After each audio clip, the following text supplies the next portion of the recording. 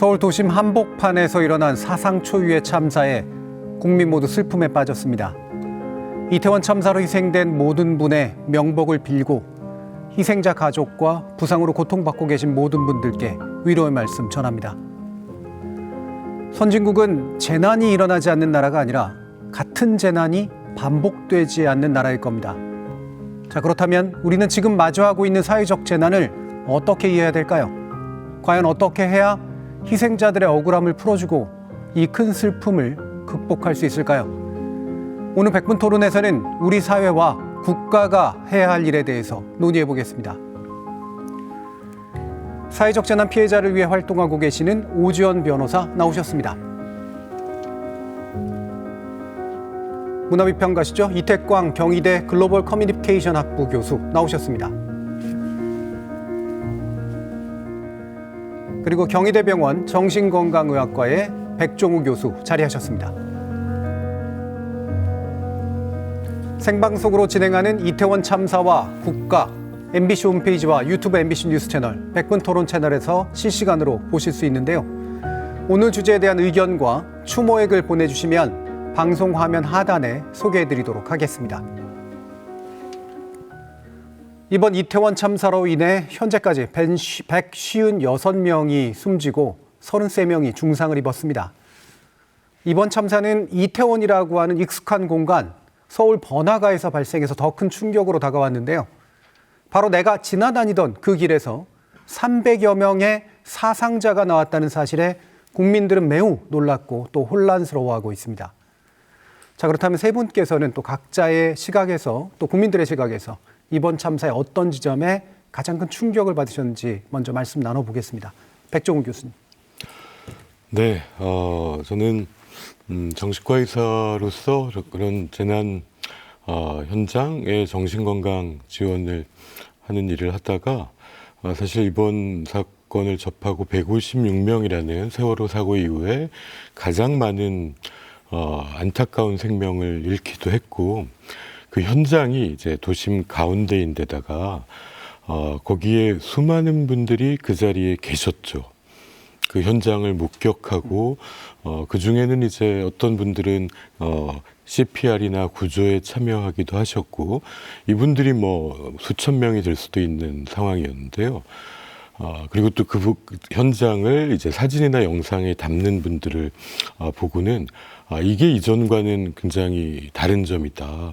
그래서 저희도 다음날 신경정신의학회나 한국트라우마스트레스학회가 바로 성명을 내고 걱정한 게 이 영상 사진을 절대 여과 없이 유통해서는 안 된다. 이거는 다른 사람에게 커다란 심리적 충격을 줄 수 있다. 뭐 이것부터 좀 말씀드려야 됐던 사안이었고, 그 다음에 이제 유가족분들, 그 현장에 많은 분들을 보면서 제가 지금도 보고 있는 뭐 세월호의 의인이라고 불리신 분들, 구조하려다가 네.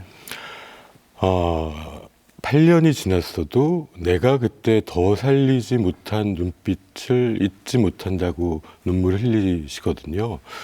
그분들이 떠올랐습니다. 이분들 또 아프시겠구나. 그리고 지금 이 상황을 겪고 있는 현장에 계셨던 분들이 그러한 아픔을 겪지 않게 잘 챙겨야 될 시점이라고 생각합니다. 네, 그걸 직접 목도하신 분들, 또 그거를 미디어를 통해서 지켜보셨던 분들이 느끼게 돼 살리지 못한 것에 대한 어떤 죄책감, 맞습니다. 이런 것들을 좀 주로 지적을 해주셨네요. 이태광 교수님 어떠신가요? 저는 이제 개인적으로 그 집이 이태원입니다. 예. 그래서 그날 저는 이제 국제 컨퍼런스가 있어가지고 줌으로 이제 하루 종일 컨퍼런스에 참가하고 있었는데 초저녁에는 이제 좀 나가봤죠. 초저녁에 이제 저녁도 먹을 겸 나가봤는데 그때는 정말 평화롭고 많은 이제 분들이, 특히 이제 젊은 분들이 분장을 하고 이렇게 오셨더라고요. 그리고 또 이미 이제 그 할로윈 축제 당일이 있기 전에 또 지방에서 많은 또 젊은 분들이 짐을 싸서 거기 이제 투숙하면서 이렇게 할로윈을 이제 기다리는 그런 모습들이 많이 목격이 됐거든요. 그래서 뭐 이제 축제가 진행되는가 보다 이렇게 생각하고 컨퍼런스를 하고 있는데 한 10시쯤 되었던 것 같아요. 제 기억으로는. 앰뷸런스 소리가 계속 이제 나는 거죠. 그래서 저는 불이 났는가라고 생각했어요. 화재가 났는가 싶어서 이렇게 나가봤는데 이제 완전히 아수라장이 이제 되어 있었고, 그 뒤로 저도 약간 이제 그런 충격이 왔는지 뭐 일이 손에 안 잡히고 이제 그러더라고요. 그리고 그 일대 그 이태원에 지금 거주하고 계시는 외국인들도 굉장히 많습니다. 그냥 대사관이 많기 때문에 네. 그분들이 굉장히 불안해하세요 지금. 굉장히 불안해하시고 지금 그래서 뭔가를 해야 되지 않느냐 모여가지고 이제 어떤 모여서 이제 대화라도 해야 되지 않을까 뭐 이런 이야기들을 지금 하고 있고요. 그래서 아마 조만간 이제 뭐 모여서 이제 무슨 뭐 대책 모임 같은 걸 할 것 같은데 거기 계시는 분들이. 그래서 저는 이거죠. 그러니까 처음에 축제라고 생각해서 아무 생각 없이 정말 이렇게 아름다운 어떤 그런 순간을 기대하고 있었는데 갑자기 그것이 악몽으로 바뀌는 그렇죠. 그런 어떤 충격들이 저만 당한 게 아니라 굉장히 많은 거기 현장에 있던 많은 분들이 충격을 받았고요. 또 그게 또 말씀하셨던 것처럼 소셜 미디어나 또 언론을 통해서 여과 없이 마구 이렇게 퍼지는 바람에 지금은 제가 아는 지인은 아예 지금 뉴스를 안 보려고 합니다. 네, 네. 그런 장면이 나오는 것 자체가 그냥 괴로우니까 볼 수가 없는 거죠 지금. 그래서 저만 이런 증상이 있는 게 아니라 굉장히 많은 분들이 지금 굉장히 그런 디프레션을 호소하고 계세요. 그래서 정작 그 당사자 그 일을 당하신 분들 유족들은 어떻겠습니까? 그러니까 거기서 또 구조 활동을 펼치다가 거기서 굉장히 좌절을 겪으셨던 분들. 저는 그게 구조 활동에 참여하지는 못했지만 제가 느끼는 것은 무기력증이었어요. 그러니까 그렇죠. 이렇게 젊은 분들이 이렇게 사고를 당했는데 우리가 해줄 것이 아무것도 없다라는 거죠. 국가가 거기에 와서 아무런 도움을 주지 못했다라는 것. 그게 또 한 번 충격으로 다가왔고 가장 중요한 건 사고는 언제든지 일어날 수 있지만 네. 거기에 대응하는 며칠이 이제 지난 뒤에 지금 보고 있으면 더 이제 그런 충격들을 더 키우고 있는 거 아니냐. 대응하고 있는 그런 행정 당국이라든가 네, 네. 또 그와 관련된 정부의 어떤 태도들을 보고 있으면 이 문제를 덮기에 지금 급급하지 이 문제의 어떤 원인을 규명하고 이런 일이 재발하지 않도록 뭔가 국민들에게 설득력 있는 그런 방안들을 제시해야 되는데 그런 후속 조치가 지금 없는 것이죠. 그런 데서 더 큰 또 충격을 받고 있는 거 아닌가 생각해요. 예, 예. 그러니까 충격이 이 선명한 대비에서 확실히 오는 것 같아요. 감정이 아마 낙차가 굉장히 심해지는 걸 텐데 축제의 공간이 비극의 공간으로 바뀌고 일상의 공간이 불안의 공간으로 바뀌고 그렇죠. 그렇죠? 뭔가 즐거웠어야 되는데 고통으로 이제 순식간에 바뀌어 버렸고 이런 활력의 공간이어야 되는데 무기력의 공간으로 이제 바뀌는 이 낙차가 정말 컸기 때문에 더 큰 문제가 있었던 것 같은데요. 자, 오지원 변호사님은 또 어떤 부분 말씀 주실 수 있을까요? 네, 뭐 저 같은 경우는 세월호 참사나 이제 그 가습기 살균제 참사 관련된 일을 했었다 보니까 솔직히 아이들한테 되게 미안한 마음이 좀 많이 들었고요. 당연히 충격도 충격인데 정말 언제까지 이런 뉴스를 봐야 할까? 그러니까 사고가 일어나고 나서 또 사과를 하거나 또 대응이 잘못되고 이런 반복되는 현상들이 너무나 답답하고 좀 분노스럽기도 하고 슬프기도 하고 그랬는데 그러니까 아이들이 그런 얘기를 해요. 자연사가 꿈이라고. 대한민국에서는 예. 자연사 하기가 그렇게 어렵다. 이런 얘기를 농담처럼 하는데 그런 얘기를 하는 아이들한테 정말 미안하다는 마음이 정말 가장 크게 들었습니다. 그런데 이제 이 참사 대응과 관련해서 지금 나오는 얘기들이 조금 더 저를 답답하게 하는 것은 애도와 이제 원인 조사라든지 진상 규명을 완전히 분리해서 생각하고 그렇죠. 있어요. 네. 그래서 근데 사실은 그 참사 피해자분들을 만나보면 가장 중요한 피해 지원, 가장 중요한 애도가 바로 정확한 원인을 규명하고 네, 대응에 있어서 잘못된 부분을 찾아서 재발되지 않도록 저희가 개선하는 거거든요. 왜냐하면 그래야만 그분들이 돌아가신 분들에 대해서 그걸 얘기해 줄 수 있고 죄책감을 덜 느끼게 되시는 것 같아요. 그래서 피해자분들이 정말 그분들한테 공감한다면 이 애도와 원인 조사라든지 진상 규명을 분리할 수 없다. 예, 예. 그래서 지금 공직자분들이 계속 본인들의 책임에 대해서 상당히 예민하게 반응을 하시는 것 같은데 그럴 것이 아니고 이런 어떤 국가의 책무라는 관점에서 좀 겸허하게 받아들이셔야 된다. 그 얘기를 꼭 하고 싶었습니다. 네. 그러니까 그런 것 같아요. 이렇게 우리가 조문을 가거나 그럴 때 늘상 하는 일이 이제 어떻게 해서 돌아가시게 됐는지를 이제 서로 알고 공유하고 그 안타까움을 또 나누기도 하고 그다음에 또 뭐 이렇게 돌아가신 분이 아니라고 내가 왜 이런 일을 겪었는가에 대해서 아는 게 상처를 후벼 파는 문제라기보다는 뭔가 이후로 준비하기 위한 첫 단계 같은 그런 느낌이 있는데요. 심리적으로 좀 그런 요소들이 좀 있을까요? 뭐 이런 이제 트라우마를 겪으면 우리 머릿속은 이제 왜라는 걸로 꽉 차죠. 이거는 일단은 왜 이런 일이 납득할 수가 없으니까는 그 이유를 찾아야 되고 또 다시 겪지 않기 위해서도 인간은 이유를 찾는데 뭐 니체 같은 사람도 뭐 인간은 그 살아가야 할 이유를 알면은 또 어떤 상황이든 견딜 수 있다. 어떤 경우에는 쾌락보다도 그 살 이유가 가장 중요하거든요. 근데 지금 오지원 변호사님이 말씀하신 것처럼 그 애도에서 가장 중요한 것 중에 하나가 어떻게 해서 이런 희생이 일어났고 이걸 그래서 다시는 반복하지 않으려면 뭐가 필요한가라는 것들이 또 사회적 변화로 이어지는 게 대체로는 유가족들이 가장 원하는 위로입니다. 예. 그래서 오늘은 비록 좀 아픈 이야기이긴 합니다만 좀 더 깊이 있게 사건의 배경을 살펴보고 어떻게 극복해야 되는가라는 문제를 이야기 나누려고 하는데요. 오늘 또 되게 중요한 그 계기가 있었죠. 오늘 오전 11시 30분에 윤희근 경찰청장이 참사 당시 경찰의 현장 대응을 위협했다는 거 비로소 인정했습니다. 경찰청장의 발언 영상으로 먼저 보시겠습니다. 이번 사고를 지켜보면서 큰 충격을 받으셨을 국민들께도 관계기관장의 한 사람으로서 무거운 책임감을 느낍니다. 사고가 발생하기 직전에 현장의 심각성을 알리는 112 신고가 다수 있었던 것을 확인하였습니다. 그럼에도 불구하고 112 신고를 처리하는 현장의 대응은 미흡했다는 판단을 했습니다. 다시는 이러한 사고가 반복되지 않도록 경찰의 역할과 책임을 다하겠습니다. 사실 참사 초기에 예측할 수 있었다 없었다 이걸로 공방을 많이 했었는데요. 오늘 경찰청에서 공개한 참사 당일 112 신고 내용을 보면 내용이 좀 나옵니다. 첫 번째 희생자가 나오기 4시간 전부터 관련 신고가 접수되기 시작을 했습니다. 저녁 6시 34분에 최초의 신고가 들어왔는데요. 클럽 앞에 줄 서 있는 인파 그리고 이태원역에서 올라오는 사람들이 골목 나오는 사람들이 서로 엉켜 있다라고 말이 됐고요. 이때 압사라는 단어가 등장을 합니다. 그리고 밤 9시에는 대형 사고 나기 일보 직전이다. 사람이 죽을 것 같다라는 그런 긴박한 상황까지 접수가 됐습니다.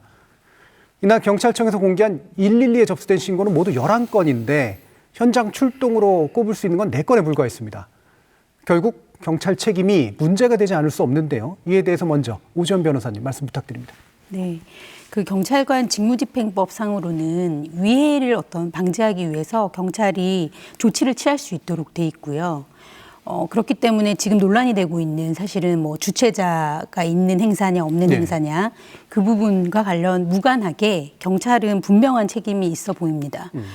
특히 지금 애초에 경찰이 왜 배치되지 않았는가 이 부분도 상당히 중요하고요.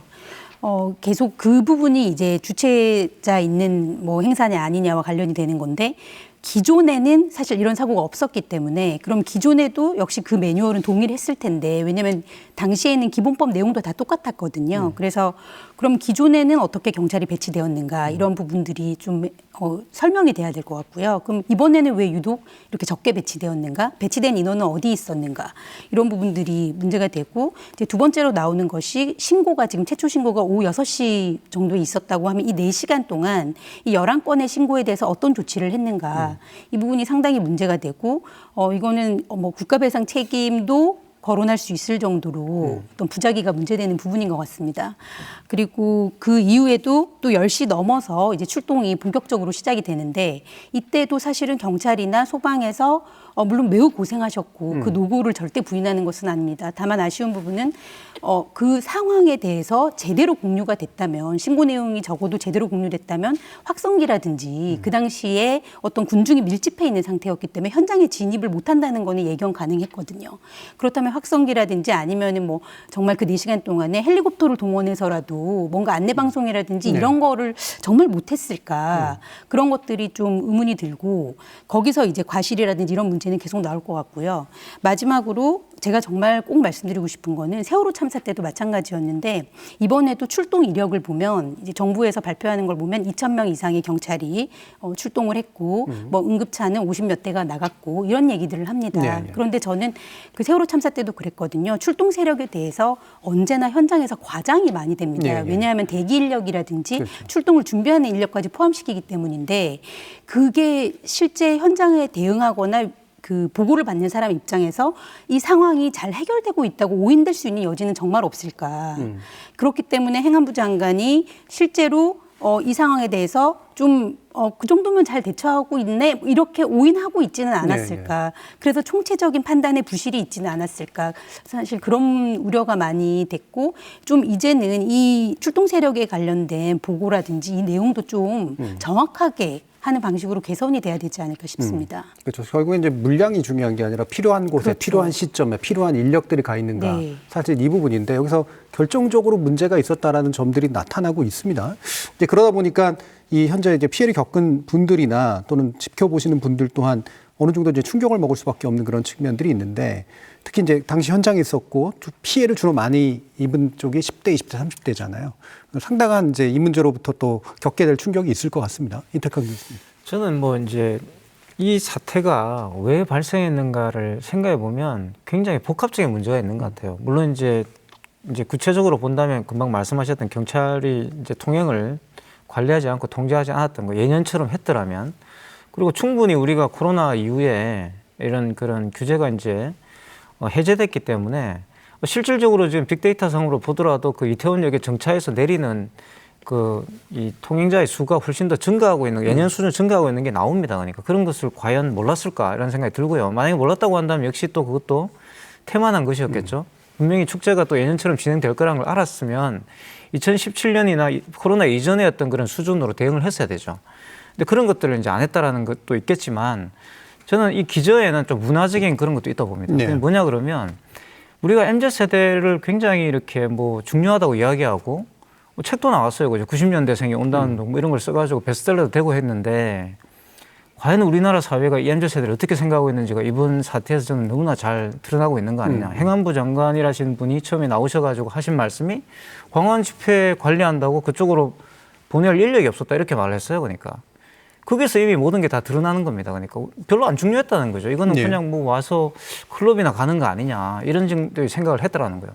MZ세대가 왜 할로윈이라는 문화를 즐기고 있는지에 대해서 생각이 없었다라는 거예요. 그리고 그게 오히려 광화문 집회보다 제가 만약에 상식적으로 생각한다면 이 할로윈 축제가 열리게 될 이 공간이 사실은 더 관리를 해야 되는 곳 아닌가요? 그러니까 더 위험에 많이 노출될 수 있고 더 많이 보호를 받아야 되는 지점이고 오히려 광화문 집회는 훨씬 개방적 공간에서 질서정연하게 할 수 있는 또 주최 측도 있었고 얼마든지 책임 소재가 있었잖아요.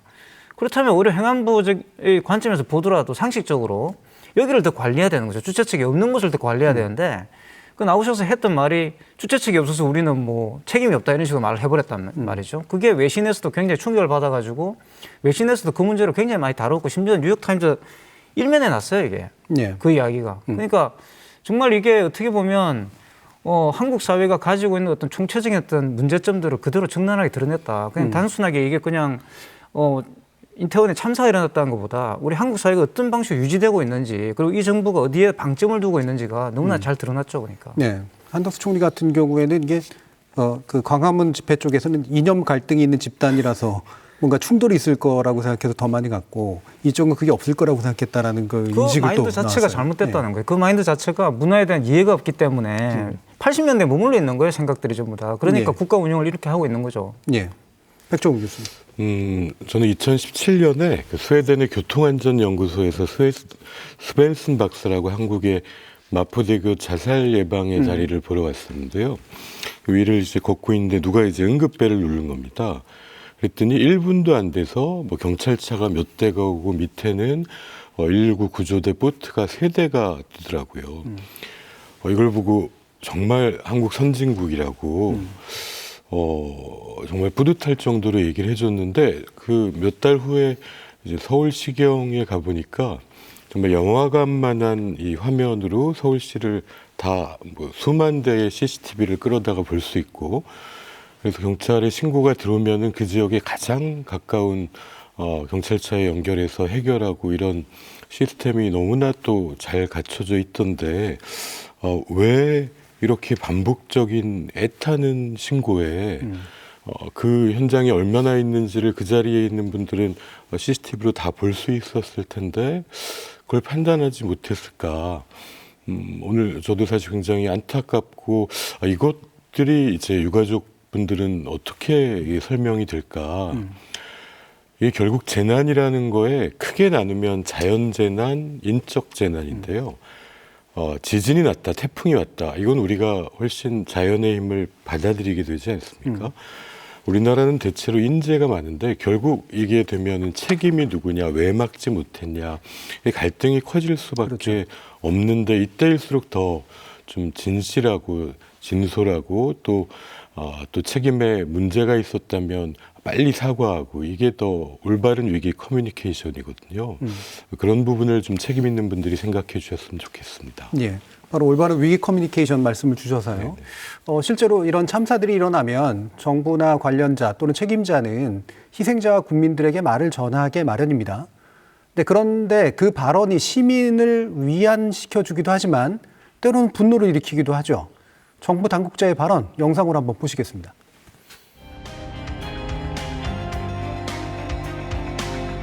그 전과 비교했을 때 특별히 우려할 정도로 많은 인파가 모였던 것은 아니고 통상과 달리 경찰이나 소방 인력이 미리 배치함으로써 해결될 수 있었던 문제는 아니었던 것으로 지금 파악을 하고 있고요.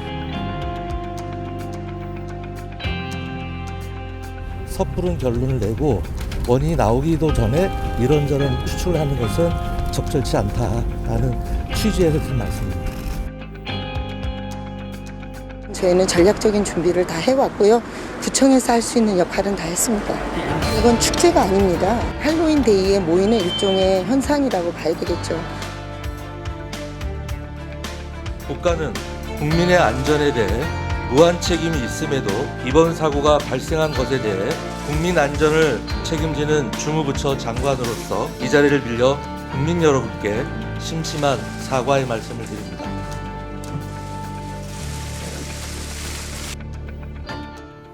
자, 보신 바처럼 시차를 두고 말이 조금씩 달라지긴 했습니다만 국민의 안전을 담당하는 주무부처인 행정안전부 이상민 장관이 국민정서와는 굉장히 다른 그런 발언을 해서 여론의 지탄을 받고 이틀 만에 사과하기에 이르기도 했습니다. 또 이태원을 관할하는 지역인 박희영 용산구청장은 사고 책임에 대해서 축제가 아니다 현상이라고 봐야 된다라고 답해서 또 큰 문제를 일으켰죠. 책임자들이 진정으로 공감하고 사과하는 바가 없고 마치 법적 책임만 회피하려는 듯한 그런 인상을 주는 것이 사실인 것 같습니다. 자, 그럼 이렇게 행정안전부 장관이나 용산구청장 등 정부 당국자들이 보여준 태도, 과연 이 상황에서 보여준 소통의 방식으로서 적합하다고 볼 수가 있는지 말씀을 나눠야 될 것 같습니다. 먼저 이태강 교수님 말씀 좀 주실까요? 사실 소통을 하려고 했다고 볼 수가 없죠. 네. 뭔가 이제 감추려고 하는 그런 느낌을 많이 받았고요. 계속 이제 법을 강조하시는데 이 문제는 사실 그런 그분들이 생각하시는 그런 법과 다른 차원인 거죠. 왜냐하면 이건 분명히 신고가 들어갔잖아요. 지금 현재 밝혀지고 있는 내용들을 보시면은 국민들이 요청한 부분들이 있어요. 근데 그 부분에 대해서 응답하지 않은 국가라는 것은 국가의 임무를 방기한 거죠. 그러니까 이분들이 소통을 하고자 했다라고 한다면 그런 부분들을 빨리 이야기하고 이것이 밝혀지기 전에 그 전후 맥락을 파악하셔가지고 거기에 대해서 소상히 이렇게 보고를 하는 게 저는 옳았다고 봅니다. 그런 보고를 하기 위해서 시간이 갔잖아요. 그러니까 충분히 갔고 거기에 행안부 장관이라는 분이 나오셔가지고 그런 식의 발언들을 하는 것들은 굉장히 적절하지 못했다. 그렇게 생각이 들고요. 또 한 가지는 제가 이제 그 일선에 있는 그 구청에 계시는 분들이나 또 일선 경찰관들 거기에서 이제 그나마 고군분투하시면서 통행을 관리하려고 했던 일선 경찰관들도 있어요. 근데 그분들을 취재한 기자분과 제가 이야기를 나눴는데 그분들이 울면서 이제 본인들은 노력하고 보고를 했는데 그 보고가 이제 집행이 안 된 거죠. 그러니까 위로 보고가 안 됐던 거예요. 그런 준비가 전혀 안 돼 있었다는 겁니다. 그러니까 매뉴얼이 없었던 게 아닌 거죠. 그러니까 매뉴얼은 있었어요.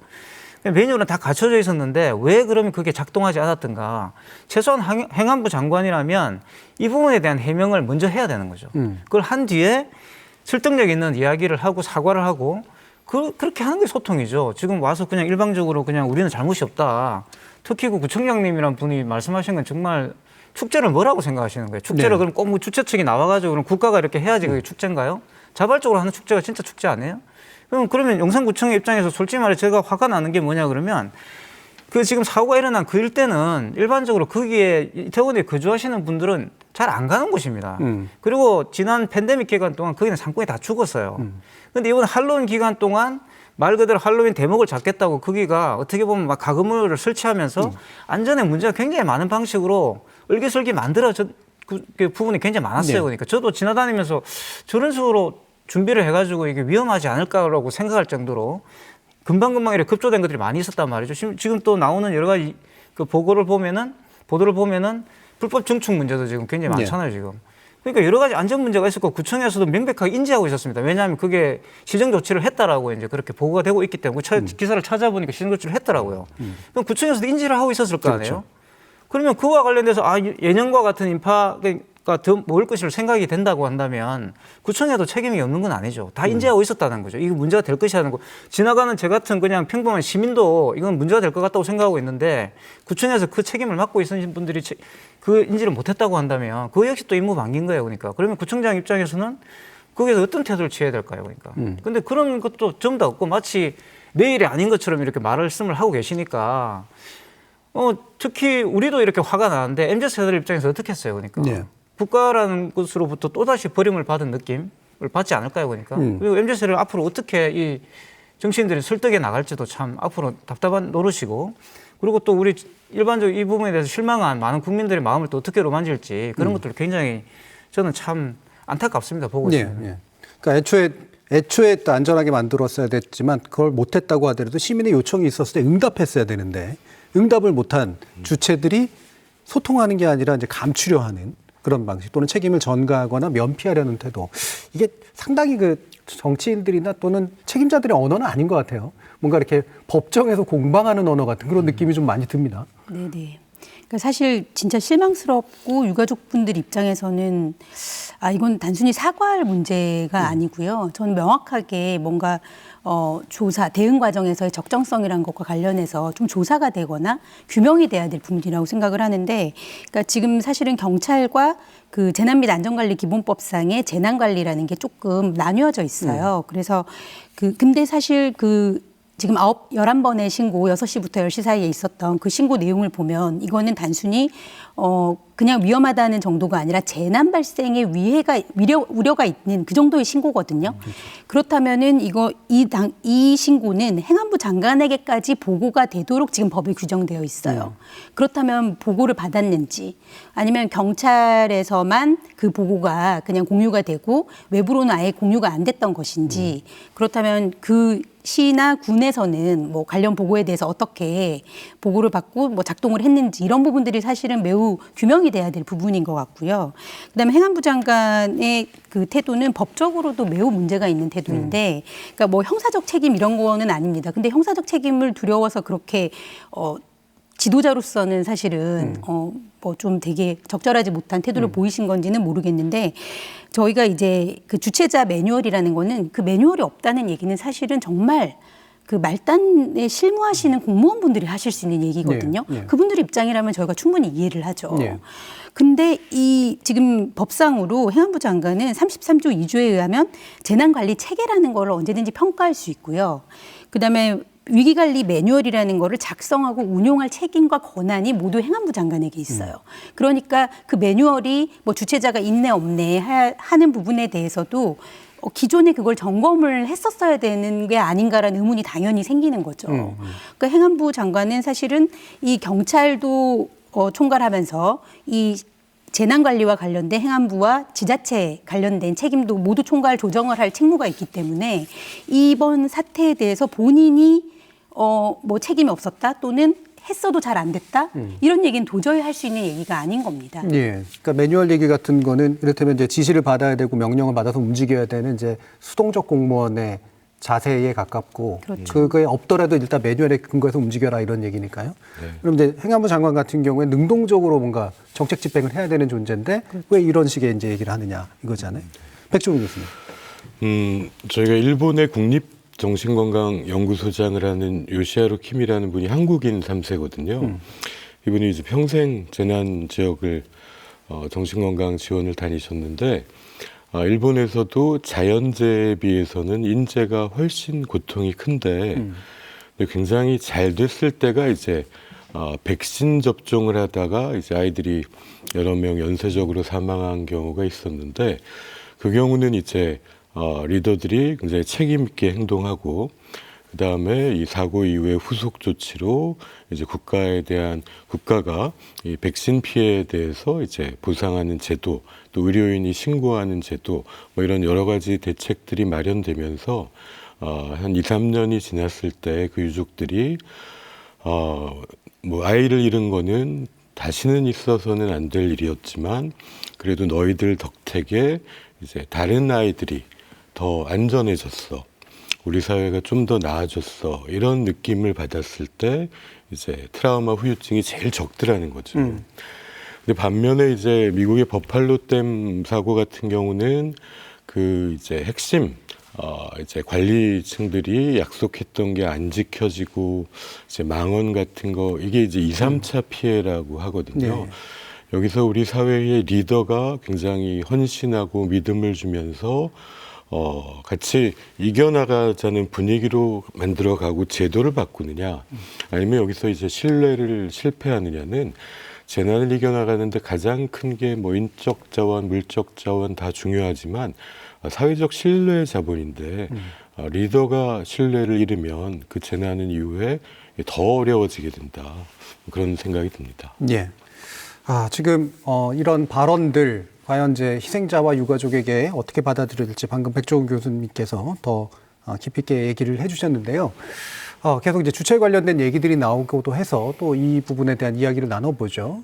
오늘 국무회의에서 대통령은 이번 이태원 할로윈 행사 주최자 문제를 다시 한번 언급했습니다. 대통령의 발언 영상으로 한번 보시죠. 행사 주최자가 있느냐 없느냐를 따질 것이 아니라 국민의 안전이 중요하고 철저한 대책을 마련해야 합니다. 자, 아까 이제 오지원 변호사님께서 말씀 주신 그 내용인데 애초에는 주최자 없는 행사이기 때문에 매뉴얼이 없었다가 가장 먼저 나온 이야기였습니다. 왜 굳이 이 이야기가 먼저 나왔을까? 이 부분에서 굉장히 답답해하시는 분들 많고요. 오늘은 그래서 약간은 다른 이야기가 나오긴 했습니다만 오지원 변호사님 말씀 주시죠. 사실 이 부분도 아까 말씀하신 것처럼 소극적인 대응, 그러니까 그리고 문제가 터졌을 때 본인들의 책임을 위주로 사고하는 그것들이 정말 관료 중심적인 사고방식이라고 밖에 볼 수가 없는데요. 외신도 그걸 지적했거든요. 관료가 젊은이들을 정말 좌절시켰다. 네. 저는 그 표현이 정말 맞다고 생각하는데 그런 부분들이 사실은 제가 뭐 피해 지원을 점검하는 역할을 사회적 참사 특조위나 이런 데서 하면서 가장 크게 느꼈던 부분입니다. 그러니까 이게 재난 안전 관리라는 거는 말 그대로 국민의 안전권, 기본권을 보장하기 위한 그것도 행정작용의 일종이거든요. 그런데 안전에 대해서 매우 시혜적인 것으로 생각을 하고 국민들 너네가 제각각 지켜야지 왜 자꾸 우리한테 안전까지 보장해달라 그래. 그런 느낌을 너무 많이 받았어요. 네. 그래서 지금 계속 규정을 핑계로 이 규정대로만 했으면 우리는 책임이 없어. 라는 입장은 전형적으로 이제 그런 아주 소극적인 국가의 책무에 대해서 인정하지 않고 안전사고는 개인들 책임이야. 또는 개인과 기업 간의 책임이야. 이제 이렇게 선을 긋는 아주 부적절한 모습의 연장선이라고 생각을 합니다. 예. 자, 이태강 교수님, 이게 사실 국가의 책무라고 하는 게 헌법적으로도 그렇고 현재 법령상으로도 그렇고 이게 주체자를 따질 문제가 일단 아니잖아요. 그래서 이게 철학적인 문제인데요. 사실은 근대 국가라는 것이 이제 민족 국가로서 정립되게 되는데 이 민족이라는 개념은 사실 추상적 개념입니다. 그러니까 이게 뭐 인종적 개념으로 만든 건 물론 나치였지만 우리는 뭐 나치가 어떻게 이제 끝났는지 너무나 잘 알고 있고 현대의 이제 민족을 대해서 이야기하시는 분들은 인종의 어떤 그런 중요성을 말씀하시진 않죠. 그렇다고 이 민족이라는 게 뭐냐? 그리고 이 민족이라는 것이 국가와 어떻게 만나야 되는가? 이 둘은 같은 건 아니에요. 그러니까 민족이 곧 국가가 되는 건 아니기 때문에. 그럴 때 이 국가가 그러면 이 민족이라는 것을 구성하기 위해서 뭔가의 추상적인 이유를 만들어야 되거든요. 그렇죠. 그게 바로 공화국입니다. 그러니까. 그럼 공화국이 뭐냐? 바로 거기에 공화국에 있는 국민들을 보호하는 역할을 하는 거예요. 그게 국가예요.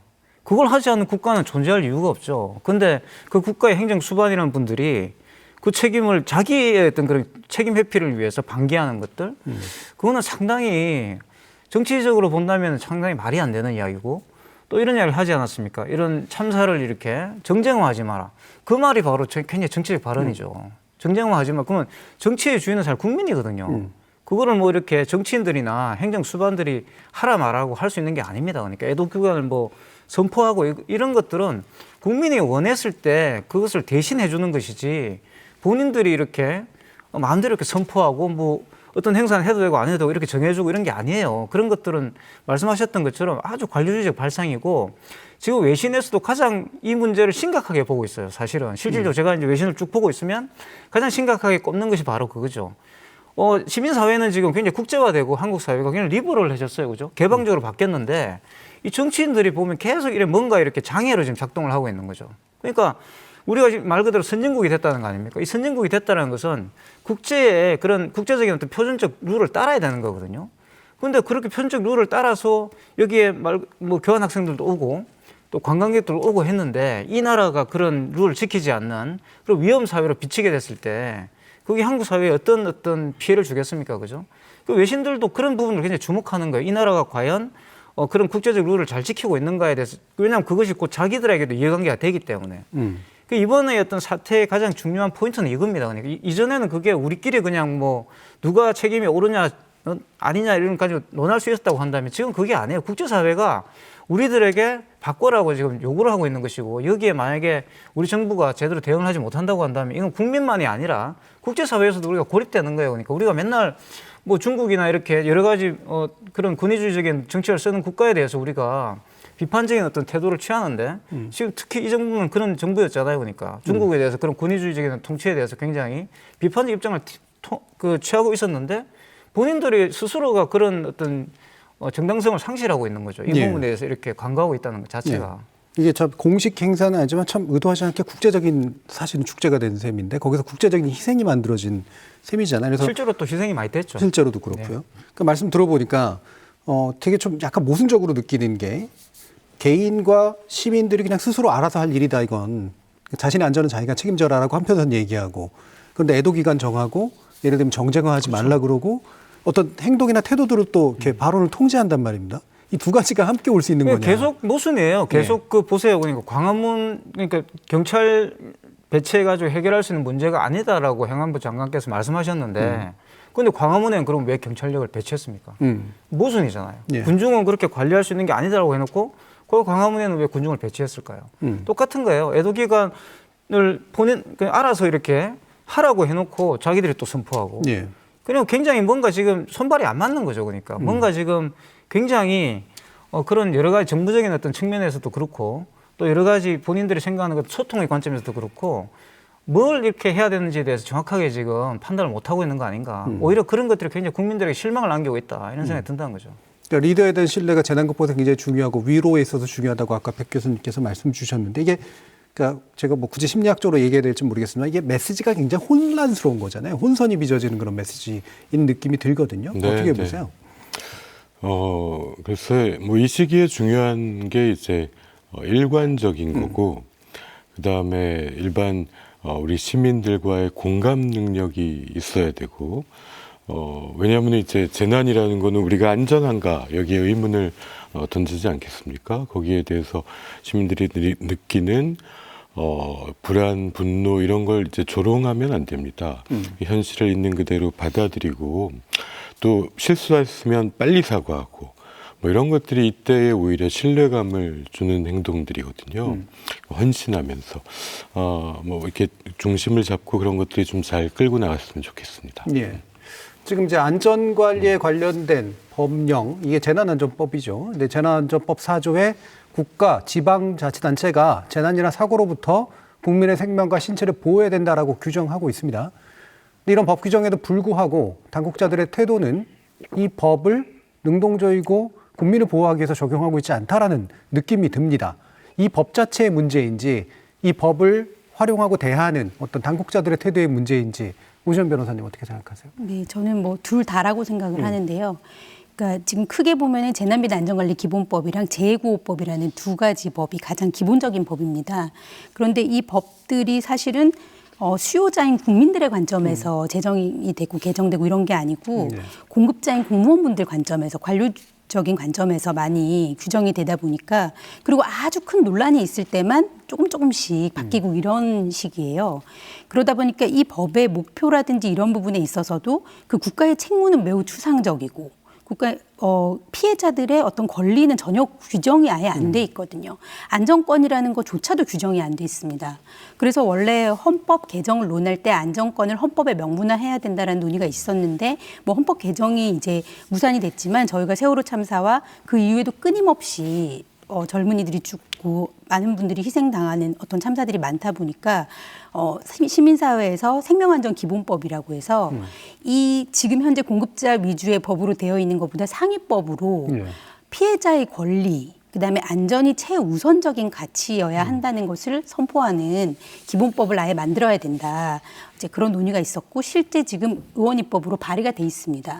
그래서 이제 그 법에 따르면 지금 예를 들면 그 중대한 그 정신질환을 목격을 하고 나서 정신질환을 앓을 수도 있잖아요. 그런 분들도 피해자 범위에 이제 포함이 되고 기존의 이재민 중심으로 피해자 규정을 했다면 좀 더 구체적으로 피해자가 어디까지인지 그리고 그 피해자들이 가지는 권리들은 단순히 지금 또 정부에서 금전 지원 문제를 막 성급하게 위로금 이런 얘기들을 하고 있는데 실제 피해자들이 원하는 거는 그거보다 우선적으로 정확한 정보를 제공받고 아이들을 인도적으로 수습하고 이런 부분들이 되게 중요하거든요. 이제 그런 권리들을 아주 명문화하고 구체화해서 그 권리에 상응하는 국가의 책임을 지금 정부 관계자들이 보이는 태도를 보일 수 없게 이건 너네의 책임이다라고 의무다라고 명시하고 있는 거죠. 그러니까 그런 것과 동시에 사실 재난의 어떤 교훈들이 계속 집적되어 나가야 되는데 결국 지금 계속 반복되는 것이 정치권에서 공방이 이루어지다가 결국은 구체적인 제도 개선으로 이어지지 않고 그냥 끝나버리고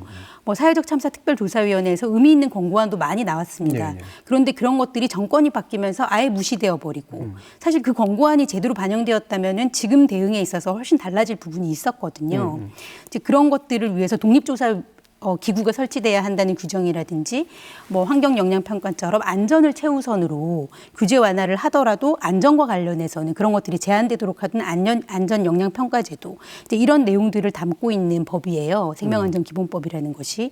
그러니까 그런 어떤 이 패러다임을 완전히 전환시키는 이런 법이 정말 통과가 되지 않고서는 근본적인 어떤 그 법 집행자들의 인식이 안 바뀔 것이다. 그래서 저는 이 법안이 꼭 통과됐으면 좋겠습니다. 그 법의 문제와 법적인 문제가 동시에 존재한다. 그러니까 결국에 보면은 이제 참사를 정쟁화하지 말라는 놓고 참사에 대한 사회적 어떤 제한들을 정쟁화해가지고 무산시키는 이런 일들이 이제 반복된 그런 셈으로 느껴집니다. 어떻게 보세요, 이태강 교수님? 그러니까 결국은 이 탈정치라는 것 자체가 정치적인 겁니다. 그러니까 내가 원하는 방식대로만 정치를 허용하겠다는 거예요. 이게 굉장히 많이 사실 80년대에 많이 썼던 방식이에요. 우리 군사 독재 정권들이 그런 방식을 많이 썼죠. 그래서 뭐 학생들이 무슨 주장을 하면은 정치화하지 마라 이렇게 이야기를 한다든가 너무 정치색이 뭐 강하다고 이야기한다든가. 근데 실질적으로 그런 탈정치라는 것 자체가 지금까지 보면은 대부분 다 권력자들의 이해관계를 위해서 동원되어 온 거죠. 그 수사 자체가.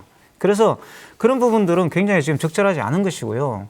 왜냐하면은 사실 축제도 어떻게 보면 정치입니다. 그러니까 축제라는 것도 본인을 표현하는 거기 때문에 정치를 광의로 잡아야 되는 것이 우리나라는 정치 그러면 여의도에서만 한다고 자꾸 생각하시는데 사실 서구의 어떤 관점이라든가 조금 문화적인 관점에서 본다면 사실 코스프레하고 와서 이렇게 그분들이 즐기는 것들도 사실 정치예요. 그게 바로 페스티벌이었고 그 페스티벌 안에서 기존에 있던 그런 여러 가지 사회적 위계들이 무너지는 것이고 거기에 또 다른 새로운 어떤 사회적 에너지를 만들어서 또 이제 다음 어떤 세대를 살아가기 위한 힘을 또 얻는 것이고 이런 거예요. 그러니까 그런 전반적인 어떤 순환의 구조, 그러니까 기본적으로 우리가 가지고 있는 리버럴한 국가가 가지고 있는 순환의 구조들을 잘 이해하고 또 그런 어떤 그 문화적인 어떤 코드들을 잘 이렇게 정치적으로 정책화하고 이런 과정들이 한국에 정말 누락돼 있는 거 아니냐. 정말 말 그대로 저는 또 말씀을 드리면 광화문 집회가 왜 그분들에게 중요했을까?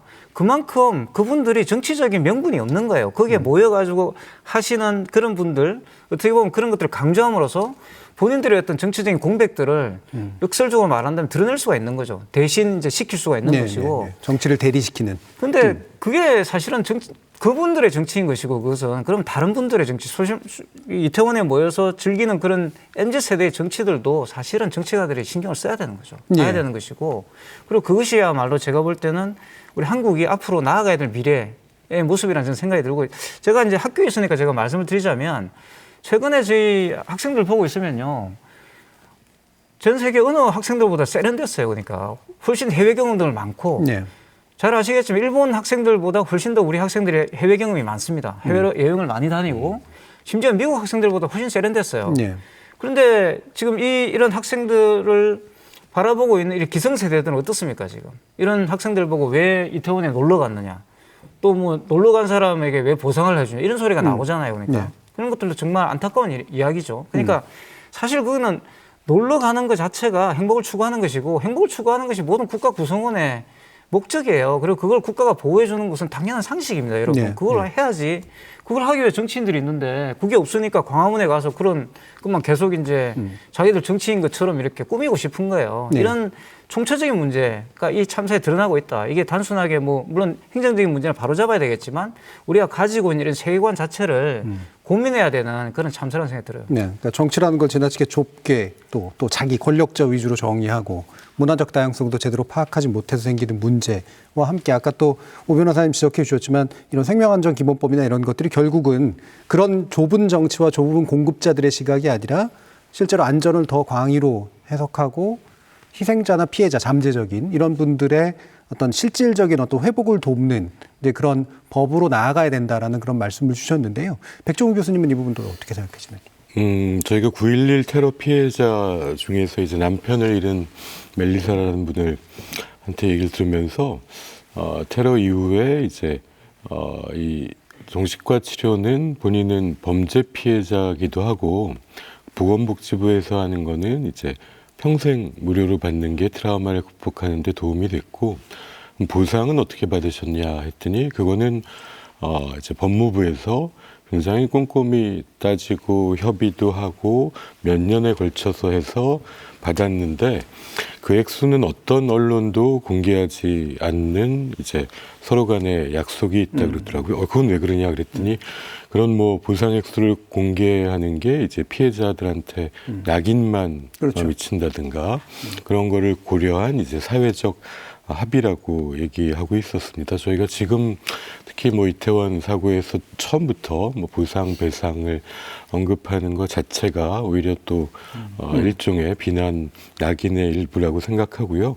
좀 이 국민 안전을 위한 법이라면 모두의 이제 선진국은 재난이 발생하지 않는 나라가 아니라 다시 겪지 않는 나라라고 말씀해 주셨는데 그 사람들의 이름을 딴 법이 많이 있습니다. 뭐 그게 미국 같으면 뭐 캔버라법이다 그러면은 있었던 중증 정신질환에 의해 다친 기자님을 이런 일이 다시는 안 생기게 하겠다는 의지를 우리나라에도 뭐 윤창호법, 뭐 임세원법 이런 것들이 그 희생자의 이름을 붙여서 우리가 이제 기억하겠다는 거죠. 그리고 이런 일이 다시는 없게 그거를 법에 반영한다는 어떤 사회적인 의지가 어떤 우리가 오히려 지금 이걸 국회나 정부에서 다루는 분들이 이걸로 정말 많은 국민들이 고통스러워하지 않습니까? 오히려 이건 걸 하는 분들이 국민들에게 줄 수 있는 거는 이래서 이전보다 나아질 수 있다는 이런 확신을 주시고 법과 제도화하는 게 가장 큰 위로가 되지 않나 생각합니다. 말씀도 주셨지만 이번에도 보면 지난번 세월호 때도 그랬고요. 배보상 문제를 액수를 구체적으로 얘기를 합니다. 그러니까 거기에 대해서 아마 당사자들은 지금 경황이 없는 과정에서 그걸로 위로받는 게 아니라 약간의 모멸감이나 당혹감을 느끼잖아요. 굉장히 괴로워하십니다. 또 게다가 또 거기에 또 안 좋게 보시는 분들은 왜 이런 것들을 줘야 되느냐라는 식으로 또 낙인을 찍어버리는 것들도 있고 이게 참 되게 미숙한 일인데 왜 이런 일들이 자꾸 발생할까요? 우리나라에서는. 그만큼 저희가 이제 인재가 많았다 보니까 그 경험이 적은 거죠. 이런 커다란 재난을 겪었을 때 이제 어떻게 사회가 이걸 이겨나가고 수습해 가느냐. 를 통해서 이제 경험한 거죠. 지금 겪어본 나라들은 그래서 초반에 리더가 어떻게 하고 실제 시민들의 영웅들을 같이 만들어 나가고 그다음에 이 갈등을 수습하려면 어떻게 책임 있게 행동하고 이런 경험이 축적된 건데 우리가 그런 부분에서 아직 이제 산업화는 정말 뭐 세계 최고 수준이지만 아직 이런 것들이 사회적 합의를 하고 약속해 나가는 것들이 필요하다 뭐 이렇게 생각합니다. 예. 그러니까 이게 참 되게 중요한 문제 같아요. 아까 오변환 선생님도 말씀하시는 거하고 연관이 되는데요, 그죠? 그러니까 사참위 같은 게 구성됐고 실제로 활동도 하셨고요. 되게 아마 결말에서 무기력감을 많이 느끼셨을 거예요. 결국은 이런 경험들을 누적해서 희생자와 피해자 위주의 관점으로 법을 만드는 것이 실패해온 경험들을 또 계속 가지신 것 같아요. 네. 그러니까 방금 말씀하신 것처럼 배보상이 먼저 언급되고 위로금이 먼저 언급되고 그러니까 이런 부분들에 대해서 사실은 대응이 적절하지 않다고 피해자들이 느끼는 부분이잖아요. 근데 우리의 재난 대응에 있어서 피해 지원이 적정했는지를 점검한 사례가 없습니다. 네. 그러니까 세월호 참사 때 처음으로 특조위에서 했고 사회적 참사 특조위에서 그걸 이제 인계받아서 이제 완성을 했던 건데요. 피해 지원 점검이라는 거를 그 이전에는 해본 적이 없어요. 그러니까 비슷한 실수가 계속 반복되고 이번에 사참위의 권고안에는 이제 구체적으로 뭐가 문제였다라는 게 지금 이태원 참사에서 드러나는 문제들 예를 들어서 피해자분들이 서울 전역의 병원을 다 헤매고 다녀야만 그렇죠. 겨우 아이를 찾을 수 예. 있거나 예. 뭐 이런 문제들이 사실은 세월호 참사 때도 똑같았거든요. 그리고 뭐 생존자인지 이제 사망자인지 그걸 확인하는데도 시간이 너무 많이 걸리고 장례라든지 이런 부분에 있어서도 어떤 지원이 이루어지는지에 대해서도 다 나는 모른다. 다른 데 가서 질문하라. 이런 내용들이 너무나 비슷하게 반복이 되는데 이 권고안을 제대로 지금 구체적으로 실현을 하려면 사실 정부가 그거에 관심을 가지고 받아야 되거든요. 물론 국회도 국회지만 국회는 말 그대로 법을 제정하거나 개정하는 것이기 때문에 이게 정부에 대한 권고안으로 다 구체적으로 나와 있는데 관심이 없는 거죠. 그런 관심이 없이 그냥 지금 이렇게 시간을 보내고 있다가 또 이런 게 터지니까 또 똑같은 문제가 반복되고 그렇기 때문에 사실은 지금까지 우리나라는 재난 참사의 어떤 교훈을 집적하는 시스템은 전혀 가지고 있지 않았다. 근데 이것이 아까 이제 말씀하신 거랑 또 연결이 되는 게 뭐냐면 저희가 이제 피해자들 탓을 자꾸 하잖아요. 그렇죠. 그거는 제가 보기에는 이제 아까 말씀하신 것처럼 사람은 뭔가 이유를 자꾸 설명하고 싶어 하는데 우리 사회의 어떤 아주 뿌리 깊은 그 역사적으로도 그렇고 계속 개인에게 책임을 지우는 것만 있어 왔단 말이죠. 그러니까 형사사법 체계에서 세월호 참사 유병원을 잡아 넣으면 돼. 걔가 문제야. 그건 국가 책임은 없어. 왜 해경한테 책임을 물어? 이런 시도들이 계속됐잖아요. 뭐 이태원 참사도 토끼 뭐 어떤 머리띠 한 사람? 그 사람인 것 같더라. 그런 식으로 어떤 형사사법 체계 안에서 수사가 돼서 형사처벌이 되면은 해결되는 것처럼. 근데 실제로 전혀 해결이 안 되거든요. 그렇죠. 네. 왜냐하면 유사한 참사에서 피해를 최소화하고 대응을 해야 되는 거는 개인이 아니라 국가밖에는 할 수가 없어요. 그런데 이 국가의 그 책무를 수행하는 기능들은 매우 복잡다단하게 흩어져 있기 때문에 이번 사건 같은 경우에도 재난 신고이면서 동시에 경찰 신고잖아요. 그럼 경찰과 행안부, 서울지자체가 전부 다 협업을 했어야 되는 부분이 분명히 있는 거거든요. 그러면 이런 구조적인 책임에서 어떤 부분이 좀 누락됐지? 이거를 봐야 되는데 이거를 한 번도 제대로 조사를 해보지 못한 거예요. 그러니까 세월호 참사 때 그걸 처음 조사하자고 특별조사위원회가 만들어졌지만 방해를 받았고 뭐 사회적 참사 특조위에서는 또 침몰 원인에 한정해서만 그걸 못 밝혔다고 결국 비난만 받고 끝난 거고 그래서 일부 언론에서는 이게 아주 무용하다 이런 식으로 규정을 했는데 사실 완전히 잘못된 규정인 거죠. 거기에서 우리가 받아서 집적해야 될 교훈들은 너무나 많이 있거든요. 예. 그래서 이걸 시작으로 해서 지금 누군가 개인에게 책임을 돌리고 이런 조사 시스템이 아니고 구조적인 책임을 계속 밝혀나가는 그래서 실질적으로 제도 개선을 하는 그래서 예를 들면 미국이라든지 이런 미국에서는 대통령도 그 조사를 받으러 가요. 그리고 백악관에서 주고받은 이메일에 대해서 자료 제출을 다 합니다. 근데 우리나라는 어때요? 형사 책임으로만 문제를 자꾸 삼으니까 이거를 계속 감추려고만 하고 압수수색 거부하고 계속 그런 논란만 빚어지는 거거든요. 네. 그래서 아까 말씀드린 그 독립조사 시스템이라는 것이 그런 차원에서도 꼭 필요하다. 네, 그렇게 말씀드리고 그렇게 형사처벌할 대상 하나 딱 찍어서 마치 다 해결된 것처럼 하고 법제도는 이 피해자들의 어떤 경험을 누적시키지 못하는 네. 이런 문제의 반복인데 저희가 오늘 100분 토론에서 다시 한번 또 이 주제를 토론하는 이유가요. 이번 참사를 정확히 돌아봐야 될 점이 무엇인지 그리고 유족과 생존자들을 위해서 어떤 과제를 해결해야 되는지 함께 논의하는 그런 장으로 이해해 주시면 좋겠습니다. 그래서 관련해서 더 논의했으면 좋겠는 게요. 정부에서의 또 내부 지침으로 이런 게 있었잖아요. 참사를 사고로 표현하라고 한다든가 피해자나 희생자를 그냥 뭐 사망자라든가 이런 식으로 이제 중립화시키는 어법을 굳이 쓴다든가라고 하는 것도 이 공감하지 못하고 피해자와 희생자의 관점에서 이 사태를 바라보지 못하는 그런 문제를 안고 있는데 더더욱이나 심각한 문제는 아까부터 이태광 교수님 자주 강조해 주신 것처럼 이게 피해자들이 그냥 놀러 간 거 아니냐. 자기 그냥 위험한 거 알고 간 거 아니냐. 그렇죠? 이런 것들이고 또 더 심각하게는 이게 이제 뭐 서양 그 행사를 즐기러 간 거고 젊은 친구들이 거기서 마약과 범죄가 언제나 잠재적으로 일어날 수 있는 이번에도 보면 경찰이 안전 문제보다는 그런 범죄 소탕 문제로 접근했던 이런 문제들이 계속해서 나오지 않습니까? 이게 바로 문화적 인식의 부족함이라고 하는 걸 분명히 보여주고 있는 것 같은데요. 굉장히 이제 오베나 선생님이 정확한 지적을 해주셨는데 한국에서 모든 이런 문제를 사고하는 방식이 형사사범입니다. 그러니까 누가 잘못했느냐 이걸 따지는 것 같고요.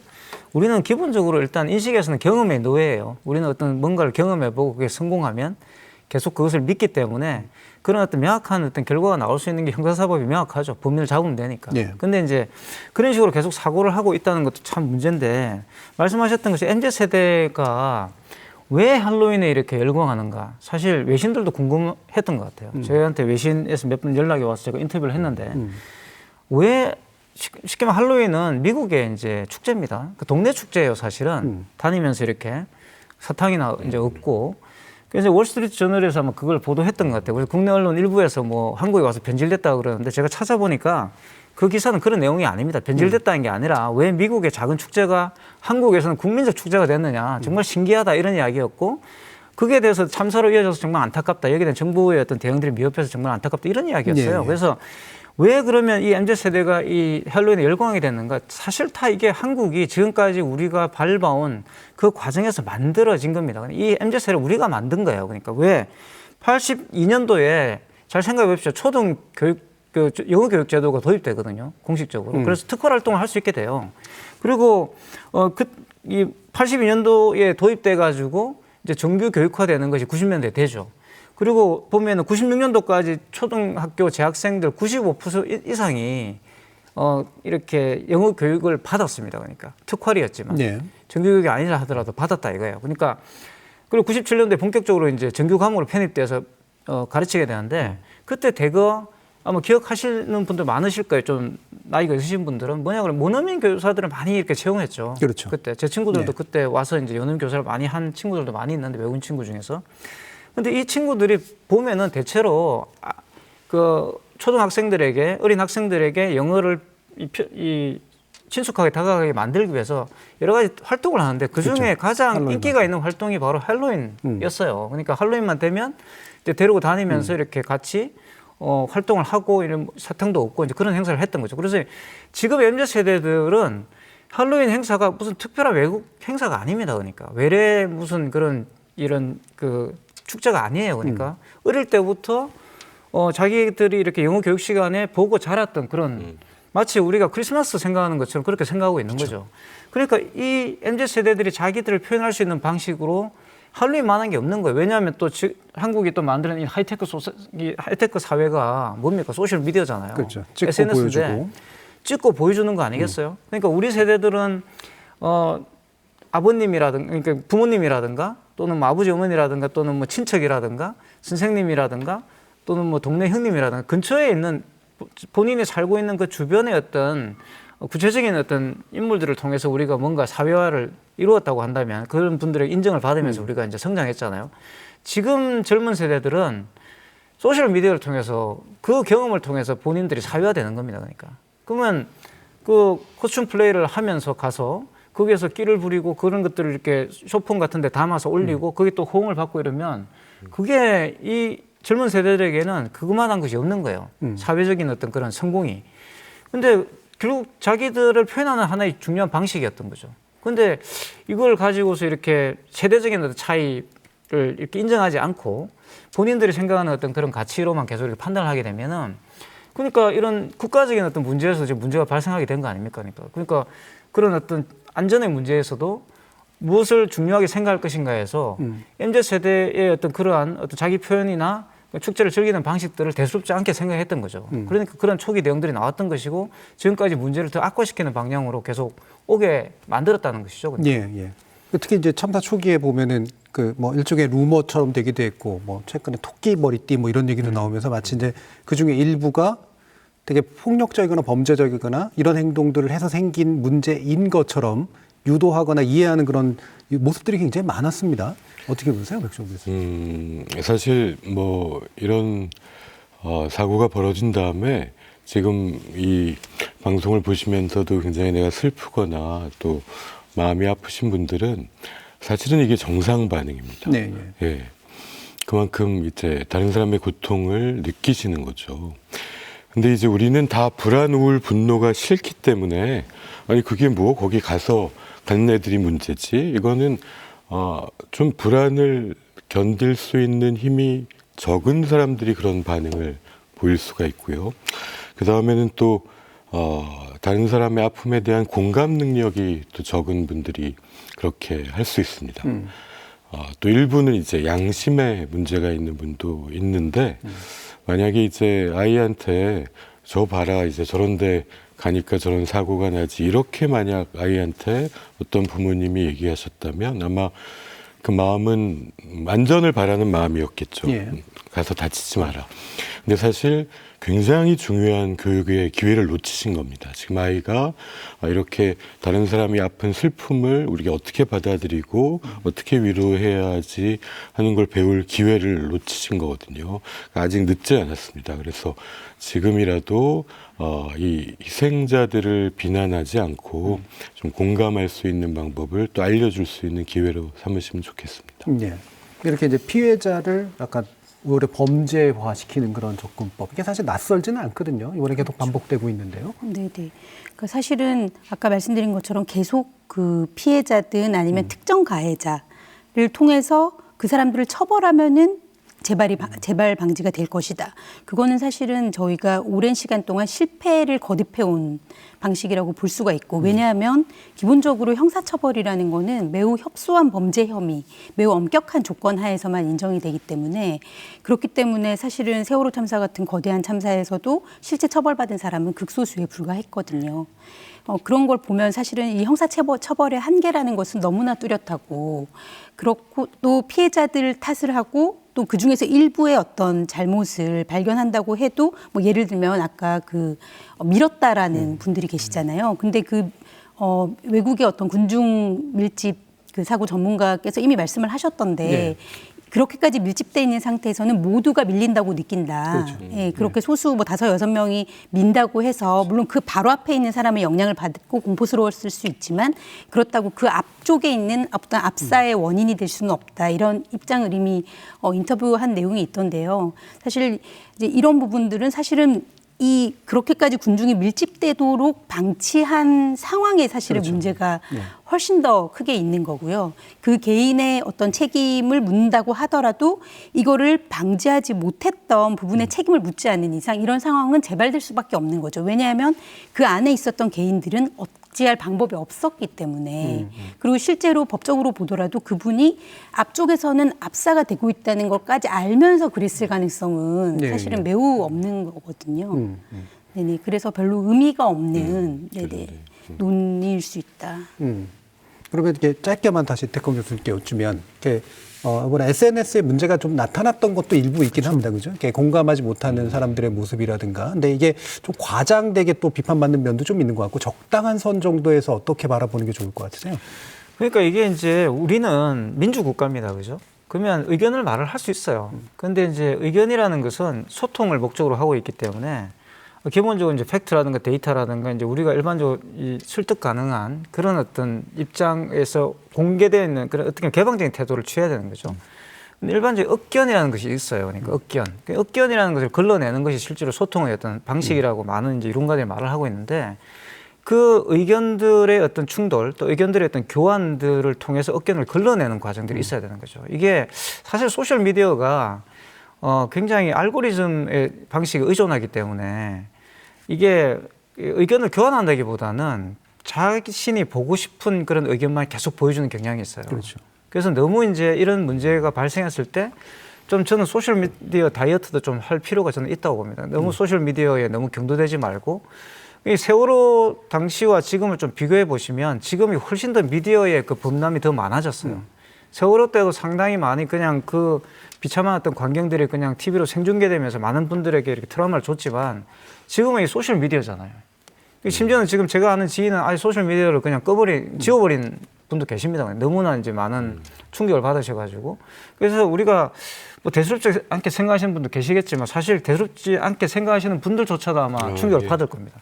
본인이 느끼지를 못하는 거, 트라우마라는 건 본인이 느끼지를 못해요. 그러니까 뭔가 이렇게 우울해질 것이고 여러 가지 측면에서 분명히 충격이 갑니다. 그래서 이런 부분들도 만약에 뭐 실제 정책적으로 이렇게 처리가 되면 좋겠지만 예를 들어서 언론들이 이제 걸러준다는 거 저는 일단 기본적으로 언론들이 이런 부분들을 보도하는 걸 좀 자제해야 한다고 생각해요. 그것 그 정론이라고 부르는 그런 언론들이 이걸 정리해주고 그런 것이 이제 의견을 소통시켜 줄 수 있는 그런 통로를 또 만들어 주는 거거든요.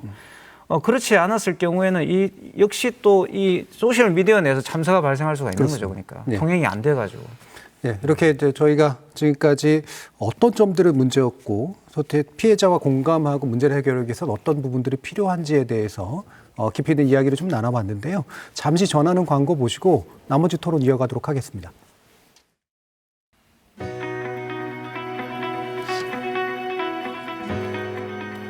조금 전까지 논의했던 바와 같이 이 재난의 원인을 특정 대상, 특정 개인에게 형벌의 형식으로 돌림으로써 해결한다거나 피해자에게 오히려 가해자였던 덫을 씌우는 그런 방식이라든가 이런 부분들을 극복해야 할 것이고요.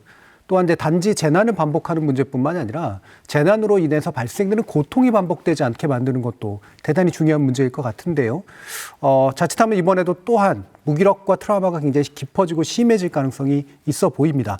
어떤 부분을 또 짚고 극복해야 되는지 먼저 백종원 교수님 말씀해 주시죠. 뭐 이런 시기에 이제 정신건강 전문가들이 제일 많이 하는 얘기가 충분히 얘기 듣고 나서 이거는 정상 반응입니다라고 말합니다. 실제 80% 이상의 분들은 정상 반응이고 불안, 분노, 혐오가 다 순기능도 있습니다. 우리가 불안 때문에 손도 씻고 마스크도 쓰고 분노 때문에 시스템을 개선할 힘도 생기는 거고요.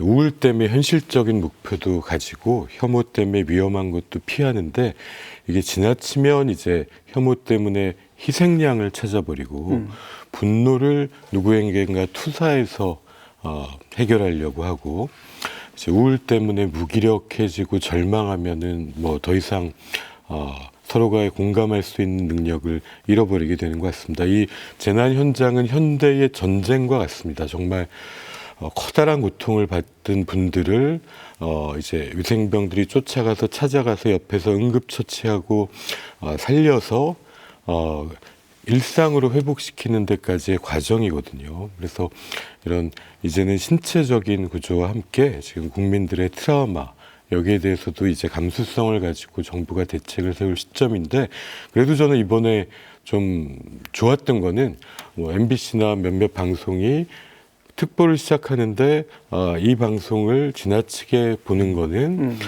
정신건강에 좀 위해가 될 수 있기 때문에 꼭 필요한 정보만 얻으라고 하고 시작하시더라고요. 상당한 발전이라고 생각됩니다. 그런 우리가 마음을 가지고 다른 사람들의 마음에 공감할 때 저희가 한 단계 나아질 거라고 봅니다. 이태강 교수님.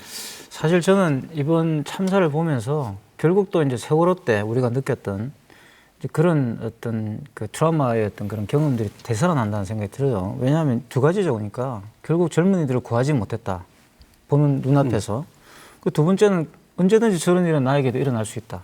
사실 이 두 가지를 계속 생각하시는 분들이 트라우마의 경험들을 많이 하는 것 같거든요. 그래서 제가 생각할 때는 이 트라우마의 경험들을 극복할 수 있는 방법들, 물론 개인들이 알아서 해라라고 말을 할 수도 있겠지만 저는 그런 것보다는 집단적인 어떤 그런 과정들이 있어야 된다고 보고 그 집단적 과정이라는 것은 결국 진상을 잘 규명해서 다음에는 이런 일이 다시는 일어나지 않도록 하겠다라고 하는 약속인 것 같아요. 그 과정을 통해서 상실의 어떤 대상으로부터 우리들 스스로가 분리를 시킬 수 있어야 된다는 거죠. 그렇지 않고 계속 이렇게 뭔가 계속 혼란을 초래하고, 그죠? 그와 관련된 어떤 믿음을 주지 않게 된다면 우리는 또 혼란에 빠져서 결국은 또 굉장히 우울한 어떤 그런 상황을 반복할 수밖에 없다는 생각이 들어요. 그래서 지난 어떤 과거의 어떤 경험들을 떠올려 봤을 때 이번 역시 또 그런 식으로 이렇게 지나가서는 안 된다. 그리고 이와 관련돼서 진상 규명하는 과정이 곧 애도의 과정이라는 거죠. 그리고 이것을 재발 방지 대책을 확실하게 마련하는 것이 애도의 과정이지 따로 그냥 슬픔에 잠겨서 뭔가 슬픔을 잊어버리기 위해서 어떤 행동을 하는 것 이런 건 저는 아니라고 생각합니다. 예. 그러니까 슬픔, 애도의 문제는 결국 진상규명과 함께하는 것이다. 아까 처음부터도 강조해 주셨던 부분이었어요. 오재훈 변호사님. 조금 구체적으로 저는 말씀드리고 싶은데 이제 저희가 뭐 고위공무원부터 지금 뭐 다양한 공무원분들이나 뭐 경찰분들이 지금 피해자분들을 대함에 있어서 뭐 실망감을 주기도 하고 좌절감을 주고 있잖아요. 근데 사실 이런 것들이 해외에서도 보면은 이런 실수들이 계속 반복되어 왔어요. 그러니까 그분들이 그냥 선진국이 된 게 아니더라고요. 그렇죠. 예, 많은 실수가 반복되는데 철저하게 반성을 한 거죠. 아, 내가 이 국민들 앞에서 이런 식으로 책임 회피, 나는 그냥 정말 책임이 없는 것 같아서 얘기를 했는데 이렇게 받아들여지는구나. 거기다가 이것을 본 유가족들은 정말 너무나 큰 충격을 받는구나. 그것을 그분들이 이제 사실은 이해하고 그걸 제도화시키는 건데요. 저는 고통은 결국은 권리가 되고 책무가 되어야지만 승화되는 것이라고 생각을 하는데 정말 저는 행안부 장관님도 그렇고 나머지 분들도 좀 피해자분들을 제발 만나셨으면 좋겠어요. 그러니까 피해자분들을 두려워서 안 만날 수도 있고 뭐 그럴 수 있는데 사실은 비난을 받는 걸 두려워하기보다 오히려 직면할 때 그러니까 직면하고 그분들의 얘기를 혼나면서라도 계속 들어드릴 때 사실은 그분들이 정말 위로받는 것도 있고 무엇보다 본인이 앞으로 어떻게 이 재난안전 관리를 해나갈 것인가 정말 답이 피해자분들 목소리에 있거든요. 그렇죠. 그렇기 때문에 해외 같은 경우에는 고위공무원들이 따로 교육훈련을 받아요. 그리고 그 교육훈련 프로그램 과정에는 피해자분들이 강사로 돼서 오시는 그런 프로그램들도 있어요. 근데 우리나라는 그런 게 전무하죠. 그러니까 어떻게 대해야 할지 더 두렵고 자꾸 책임 회피성 발언만 하게 되고 더 상처를 주게 되고 그것에 영향받은 일반 국민들도 자꾸 더 피해자 탓을 하거나 정권의 어떤 문제로 바라보고 근데 그런 악순환이 계속되고 있는데 먼저 고위공무원분들이 좀 피해자분들을 만나셨으면 좋겠다. 그리고 얘기를 그냥 많이 들어주셨으면 좋겠다. 이걸 좀 제안드리고 싶습니다. 대단히 중요한 부분을 지목해 주신 것 같은데요. 뭐 정부는 일단 보면은 뭔가를 하려고는 하는 것 같습니다. 뭐 그냥 있을 수는 없으니까. 근데 뭐 예를 들면 뭐 1:1 매칭 시스템을 뭐 만들겠다라든가 뭐 트라우마를 치료할 수 있는 어떤 뭐 방법들을 해서 도와주겠다라든가 이런 식의 얘기들은 하는데요. 이게 구체적으로 어느 정도까지 좀 가능한 부분이고 필요한 부분일지 한번 말씀 부탁드릴까요? 뭐 이번에 정부가 발표한 거는 이제 보통 뭐 해외도 그렇습니다. 이제 보통 유가족 이제 10명당 1명의 정신건강 전문가를 배치하고 그래서 매칭하겠다라는 게 있고 그다음에는 이제 요 사고에서 굉장히 중요한 부분이 이제 현장에 있던 재난 경험자들을 어떻게 대응하냐는데 저는 이 부분이 사실 어제 오늘 계속 여러 병의원에 이제 새로 찾아오는 분들 이런 분들이 있다. 그런데 이건 지금 명단도 있기가 힘들지 않겠습니까? 이분들을 굉장히 잘 챙겨야 될 텐데 그 부분이 굉장히 쉽지 않기 때문에 이제 노력이 필요한 부분이라고 생각되고요. 또 현장에 굉장히 많은 경찰 소방분들이 출동하셨는데 제일 틀린 얘기라고 생각하는 것 중에 하나가 이제 순직 소방 경찰의 순직보다 자살이 많다인데 소방 경찰의 자살은 순직인 직무 스트레스가 굉장히 많이 영향을 미치거든요. 이렇게 이제 특히 뭐 어린 사람, 젊은 사람이 사망할 때 가장 큰 또 트라우마를 겪고 본인을 자책하는 경우가 많습니다. 그래서 이런 경우에 이제 이런 대책을 세웠다고 이게 또 실제로 작동하느냐는 또 다른 문제이고 무엇보다도 이제 이게 현장의 상황을 직접 만나서 듣고 파악이 되고 거기에 따라서 이제 여러 결정들이 빨리 이루어질 수 있어야 되는데 지금 이번 주가 굉장히 중요한 시간이라고 생각이 듭니다. 자, 그럼 마지막으로 다시 이태권 교수님께 아까 정치 이야기도 하셔서요. 네. 광의의 정치가 필요하다. 근데 지금 거꾸로 정치는 실종된 상태 아닙니까? 그렇죠. 예, 이 정치가 그리고 우리 행정이 어떤 일들을 해야 되는지 말씀 주시죠.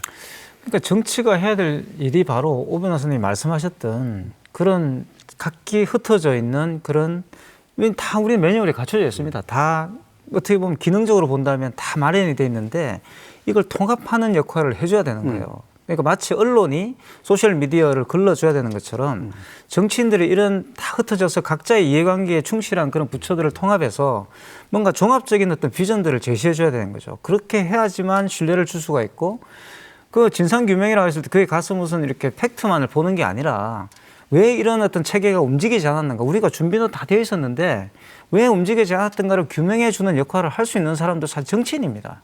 일반 행정관이나 일반 일선에 있는 그런 현장에 있는 그런 경찰관들이 그걸 해줄 수 있는 게 아니에요. 그 위에 그분들은 보고를 하는 것이고 그걸 종합해서 뭔가의 어떤 대책을 만들고 미래의 비전들을 만들 분들은 정치인들이죠. 그러니까 정치인들이 임무를 방기하기 때문에 이런 일이 벌어졌다라는 것도 어떻게 보면 뼈아픈 교훈을 우리가 삼아야 될 거예요. 예. 오 변호사님 짧게만. 예, 정치의 장애를 아마 많이 느끼셨을 것 같아요. 기존의 활동 속에서. 마지막으로 한 말씀 해주시죠. 정말 재난은 저는 가장 정치적이면서 가장 정치적이지 않아야 하는 영역이기도 한 것 같아요. 그러니까 가장 그 재난 피해자들은 계속 원치 않는 관심을 받고 그리고 사실은 정부나 지자체의 책임을 물어야 되기 때문에 마치 이 정권에 반대되는 세력인 것처럼 되게 오해를 많이 받고 그런 과정에서 비난을 받고 이런 사실은 가장 고통 속에 있는데도 또 그런 어려움을 겪으시거든요. 그런데 정부가 잘못했을 때 정치에서 그것을 견제하는 것은 너무 당연한 것이다. 그래서 우리가 할 일은 피해자들에게 최대한 공감하고 연대하면서 오히려 정치가 이 행정부들을 제대로 잘하고 견제할 수 있도록 오히려 응원해 주는 것. 그리고 그래서 원인 조사라든지 이런 것들이 잘 되도록 이끌어주는 여론을 형성하는 것. 이것들이 진정한 연대가 아닐까 싶습니다. 네. 어제에 이어서 왜 깊은 무기력을 극복하기 위한 논의를 다시 한번 마련해 봤는데요. 오늘 논의가 있었습니다만 이 참사가 발생하기 하루 전부터도 이태원에는 수많은 인파가 모여들면서 여러 가지 안전 위험에 관련된 신고가 들어왔다고 합니다. 또 아까 말씀 나눈 바와 같이 참사 전부터 끊임없이 전조 증상이 있었죠. 이렇게 수많은 위기의 징후가 있었던데 많은 사람들이 도움을 요청했는데 안전은 실종됐었고 결국 참사를 막지 못했습니다. 우리는 세월호 참사 이후 정부와 국가의 역할에 대해서 아주 깊은 질문을 던졌고요. 그만큼 우리 공동체는 안전을 위해서 한 걸음 더 나아오고 있었습니다. 우리가 왜 다시 이 시점에서 국가와 정부의 역할, 정치 역할을 되묻고 있는지 한번 깊이 있게 생각해 봐야 될 것 같습니다. 오늘 100분 토론 이태원 참사와 국가는 여기까지입니다. 함께해 주신 세 분 그리고 모든 분들 감사합니다.